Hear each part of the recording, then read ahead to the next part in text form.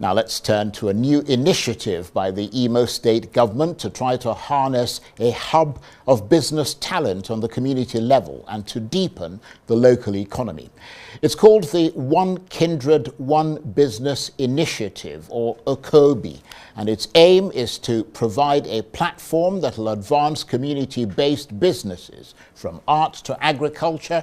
It's a program that promises to scale up the community by tapping into their skills, creating business value for them, and increasing productivity across the state, whilst building a partnership ecosystem between the state government and the communities. So, in a world of limited funding, poverty and corruption, in which it is tough to survive and where innumerable government initiatives have failed to transform people's life chances and to create wealth, just how does this OKOBI venture work? What's likely to be different this time? Well, for more on this, I'm joined now on the line from Owerri by the Chief Economic Advisor to the Imo State Government, Kenneth Amaechi, who is also a Professor of Business and Sustainability at the University of Edinburgh in Scotland. Thank you very much indeed for joining us, Mr. Amaechi. And as briefly as possible, tell us what this OKOBI initiative is and how it works. Thank you, Charles, for having me. The One Kindred, One Business initiative simply means group-owned businesses. So it's the idea of moving away from individual-owned businesses to group-owned businesses. And it fits in very well with the communal spirit among the Igbos. So think about your typical village in the Igbo community where people did things for themselves. So ranging from rural electrification to issues of town halls and even churches. So what the One Kindred, One Business initiative aims to do is to tap into this communal spirit and transfer that to economic productivity. Because most of the things that were done through communal efforts were socially good, but not economically productive. Well, that's a very interesting thing, but it's a very broad definition that you've given us there. So perhaps you could expand that a little bit, exactly how it is actually going to work, how that community spirit is going to be translated into a kind of economic business environment. Okay, put it in a way that, one, there is high unemployment, and unemployment here is a social problem in Africa. So not only in Imo State, but in other parts of Africa, you have high youth unemployment. So what we're trying to do here, or the state government, through the initiative of the governor, Senator Hope Uzodinma, is to think of how to tackle unemployment head-on, but at the same time empowering people. So if you think about your typical economy in Imo State, for example, the state is a major employer. So we struggle to find companies that employ more than 250 people. So that, in a sense, gives you an idea of what the economy is. So in order to tackle high unemployment, the Imo State government has encouraged the development of skills in different forms. So one of them being the 300,000 program on digital skills. But not everyone will be in the digital space. So the government has, in its wisdom, also thought about encouraging groups to come together. So one of the ways to form an OKOBI business or to qualify, the criteria include that you have to be a registered business. So in this case, is moving from informal sector to the formal sector. Secondly, it has to be profit-oriented. So this is not charity by any measure. So it's proper business. It has to be employment-oriented. So you have people who start a business, profit is the only thing. But here we're saying it's profit plus employment creation. And the third thing, or the fourth thing, is that it has to be in Imo State. So it has to be group-owned, it has to be registered, it has to be profit-oriented, it has to be employment-oriented at the same time, it has to be in Imo State. So these are the things that will qualify one to be an OKOBI business. Right. I mean, it sounds like a thing that can be driven on an individual level. I mean, the impression I got was that you would go to communities, ask them to come up with a business idea that they think would work within their community environment, and you would then assess that, do a thorough and detailed assessment, and if it meets the criteria, you would then sort of help them to develop that business, and that business would become sort of a community-based, community-owned business. So you're correct, Charles, in one way, and the point is that the governor this week on Monday suggested that he would like to see every community in Imo State have a business. So there are 665 communities in Imo State. So the government has now challenged different communities to come up with their own businesses, which now the government would support. So the point here is that as you have your state-owned enterprises, say governments have businesses, take for example the NNPC, or the Concord Hotel in Imo State, or the Adapam in Imo State. These are state-owned enterprises. And if you go beyond Africa, Equinor, which is now, which used to be Statoil, is a Norwegian company, and is doing very well. You also think about the Chinese state-owned enterprises. So what we're trying to do here is that you can also have village-owned enterprises, town-owned enterprises, local government-owned enterprises. So the Imo State government has challenged the different communities in Imo State to think about creating their own businesses based on their competitive advantage as well as their comparative advantage. So that way they come up with business proposals that are bankable. So this is not just government trying to dish out money recklessly in that sense or politicizing it, but it's about focusing on businesses that have potentials to make profit as well as create jobs. So these will be evaluated properly, and then the government can think of how to support them. So what we see here are two different things. One is one that is about government incentivized, and then the other part is where communities, groups are also creating their businesses. So if you have Concord Hotel in Imo State or Adapam, it doesn't stop other people creating their own businesses. So whilst the government is keen to encourage community-owned businesses through the 665 communities in Imo State, we need more than 665 businesses in Imo State to empower people and also create the sort of employment and job opportunities we would like to see. Well, as I said, it sounds jolly interesting. I mean, is this an entirely government-driven project, or is it also supported by the private sector? Because I'm thinking, I mean, it's going to cost a lot of money, and I'm wondering where that support is going to come from. I think it's a mixture. The government can act as an enabler. So this is by no means government taking over business creation at the local level. So it's about empowerment, about encouraging grassroots economic development. So like I mentioned earlier, our people, that's the people of Imo State, and the Igbos in general, have this communal spirit. So it's already there, so it's nothing completely new. So what is happening here is that we want to transfer that communal spirit from social projects to economic projects. And the government is trying to incentivize different communities to think about participating in what I may call democratization of the economy.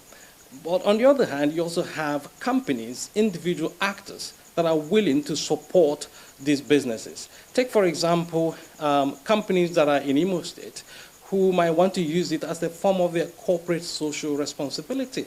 The traditional corporate social responsibility relies a lot on philanthropy. And philanthropy here might be building a school or sinking a borehole or doing something for the community. But in a way, it doesn't solve the problems of the communities because it's about giving them fish as opposed to teaching them how to fish. So companies can adopt the OKOBI, the One Kindred, One Business initiative, as a way to teach communities how to fish, by empowering them, helping them build businesses that would enable them be much more independent as opposed to always coming back to the companies for one support or the other. Right. And of course, to answer your question, yeah. Go ahead. So, sorry, to answer your question, there is a space for the government as well as private actors, as well as individuals. And it's also good to mention that we are seeing a lot of our people in diaspora seeing this as an opportunity to help their communities. Because for every job you have in Imo State, and I would say typically in Nigeria, you have many more people, or a lot of people dependent on that job. So what happens in a way is that instead of getting that odd phone calls from your people to say, help me do this or do that, if you're able to teach them how to fish, it will then help you also enjoy whatever you have. And we also work from the philosophy that a candle does not lose anything by lighting another candle. So this is a way of helping people and also empowering them to be independent. What are some of the requests that you've got from the communities in that regard? I mean, in sort of the ideas that are coming from them, or is it early days yet? At the moment, we have about 300 of such businesses.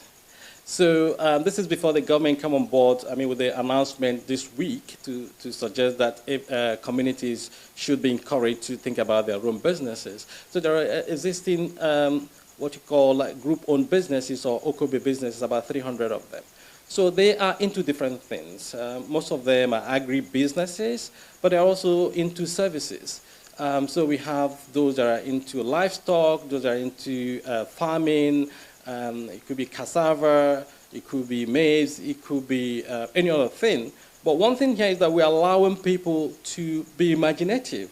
Say, for example, beekeeping, we never thought it was something that would flourish.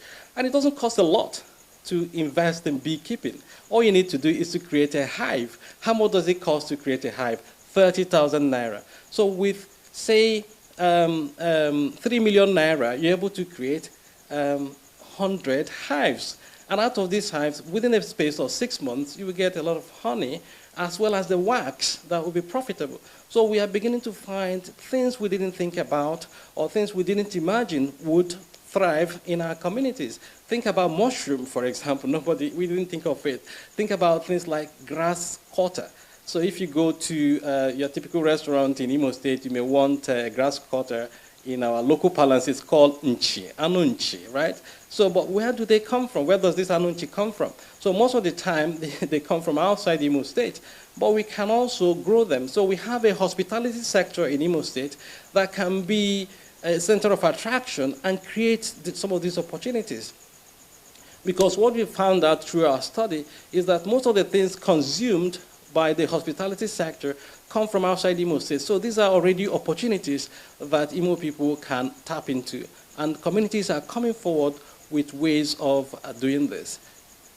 Very interesting. And you talked about I thought the idea of sort of beekeeping and all that, they're fairly innovative ideas. What are the more outlandish business plans that you've come across that you decided, nope, we're not going to do this one? No, we don't discourage people. So the idea here is about learning. Say, for example, I spoke to a community recently, and they told me they wanted to bring in granules from the north. I mean, it's a very interesting idea, right? But there are about 10 of them who have come together to do this business. So the idea here, and I challenge them and to ask them to say, well, if you want to do this business, think about a business that will give you a profit that will enable you to pay each of you, say, 25,000, 30,000 naira every month. So if there are 10 of you, then you're expecting at least a profit of 350,000 naira. That way you can pay yourselves 30,000 each and then have 50,000 left. So we looked at the granite business and I asked them, how much would you take to bring granite from the north, sell it in Imo State, and make a profit of about 350,000 naira a month? So they told me that, well, it would cost about 5 million to 6 million naira to do that amount of granite that will give them the profit we are looking at. And I asked them, could there be a better way of using this 6 million naira, right? So in a way, it challenges them. And I asked them, what about going into palm oil business? With half of that, about 3 million or even 2 million, you can start a reasonable palm oil business that will be able to give you the amount of money you need a month as a profit. So we don't discourage people, no matter how outlandish the ideas are, but we work with them to sort of get to the end in mind. So if you want to make a profit of 350,000 naira every month, what is that business opportunity that will take you there? I think for us, we focus more on that end and the solution as opposed to discouraging people. Indeed, but of course it's one thing to produce materials and to produce things, quite another to be able to sell them successfully. I mean, is there a marketing strategy that exists as part of this initiative in a country where there is often poor access to markets? Fantastic question, Charles. So what we're trying to do here is also to bring other actors on board. So we are not leaving the local farmers or local producers to their own devices. So we have companies. So for example, we have a very good tech company in Abuja. I don't want to mention names unless you want me to, but they help to link local farmers to urban markets. So they take produce from Imo State, some of the rural areas, and give them Lagos or Abuja urban market prices. So that way, they overcome this barrier or even the challenges of moving their products from the rural areas to the urban areas. Because even if they sell in the rural area, they're likely not to command as much premium they would command if they sold in urban areas. So there are other actors that we're beginning to see come on board. So it's not just about the government or the farmers or the local people themselves, but what we are seeing is an emergence of an ecosystem that is very, very exciting. We have also seen some technology companies that have come to us to think of creating the platforms for these local businesses to sell their produce, and even for them to have access to finance. Because one of the things they talk about is the money they need to do the things they do. Say, for example, I have a community that came to me. They have 7 hectares of land, and they want to do cassava. And it will cost them about 700,000 to develop 1 hectare. So in all, that's about 21 million naira. But they don't have the money. So we are thinking of a platform that will enable them front load some of these projects, which would then attract investors to consider them. And some of these investors can as well be their sisters and brothers who are not in Imo State. They may be farther afield, but they see local projects they can invest in. So instead of giving money to people and always attending to their needs, they can empower them through direct investment in their projects. So these are different ways of overcoming the challenges of ruralness and linking them to the global economy. Right. Well, I mean, we're almost out of time, so very briefly, whatever happened to all the youths, reportedly in their thousands, that Governor Uzodimma had said, I think he said it about 10 months ago or a year ago, he would send abroad for training and jobs. I mean, where are things with that? Yeah, the good thing is that the governor, as of last month, has signed a deal with the European Small SME Digital Alliance that has about 45,000 members.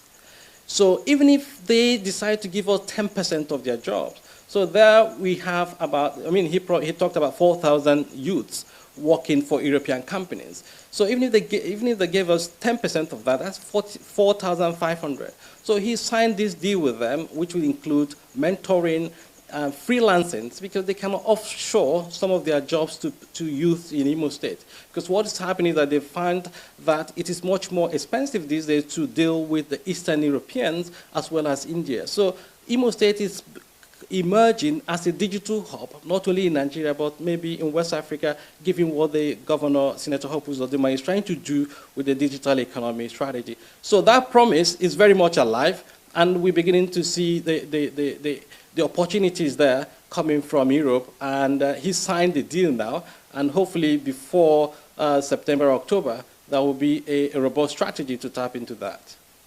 Well, we'll keep an eye on that because that's something that a lot of people want to hear something about. But I want to thank you very much indeed for illuminating us with your ideas there and what you say you're doing in Imo State.